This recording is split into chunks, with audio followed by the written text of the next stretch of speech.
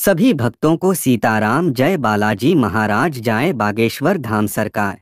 पितृपक्ष में न खाएं ये सब्जियां, इन दालों से भी बनाए दूरी। जान ले नियम, पितर होंगे प्रसन्न। अयोध्या के ज्योतिषाचार्य ने बताया कि पितृपक्ष में कुछ नियम भी बताए गए हैं, जिसका पालन करने से पितृ जल्द प्रसन्न होते हैं। पितृपक्ष में खासकर खाने पीने जैसी चीजों पर विशेष ध्यान देना चाहिए। सर्वेश श्रीवास्तव, अयोध्या। सनातन धर्म में पितृपक्ष का माह पितरों का आशीर्वाद पाने के लिए बहुत महत्वपूर्ण समय माना जाता है। पितृपक्ष के दौरान सनातन धर्म को मानने वाले लोग अपने पूर्वजों की कृपा प्राप्त करने को तर्पण, श्राद्ध, पिंडदान इत्यादि कर्म करके उनको प्रसन्न करते हैं। कहा जाता है कि पितृपक्ष के 15 दिनों के दौरान पितृ धरती पर आते हैं। यदि ऐसे में हम कोई चूक कर दें तो पितर नाराज भी हो जाते हैं। अयोध्या के प्रसिद्ध ज्योतिष पंडित कल्की राम बताते हैं कि पितृपक्ष की शुरुआत 28 सितंबर से हो रही है, जो 14 अक्टूबर तक चलेगी। धार्मिक मान्यता के मुताबिक पितृपक्ष के दौरान पितरों की आत्मा की शांति के लिए और उन्हें प्रसन्न करने के लिए अनेक प्रकार के उपाय किए जाते हैं। पितृपक्ष में कुछ नियम भी बताए गए हैं, जिसका पालन करने से पितृ जल्द प्रसन्न होते हैं।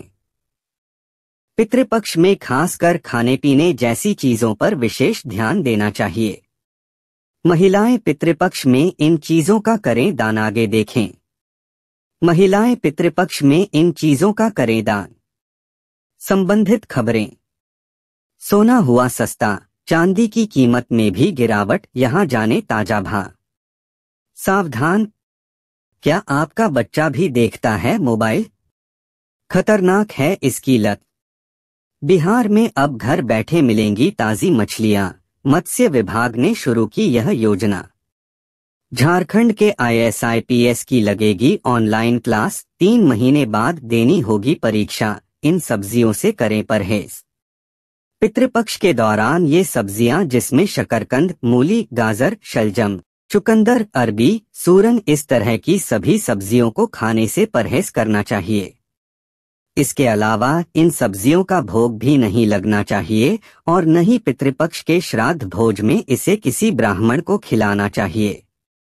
अगर आप ऐसा करते हैं तो आपके पूर्वज इससे नाराज हो सकते हैं। लहसुन प्याज वर्जित।